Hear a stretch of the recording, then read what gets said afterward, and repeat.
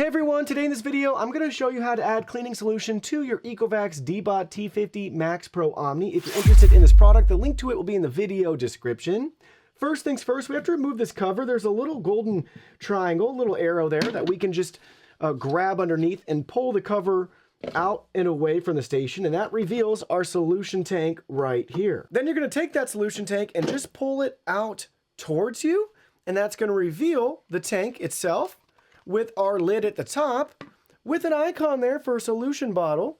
So we just open it up, pour our cleaning solution in. You can see the little instructions right there.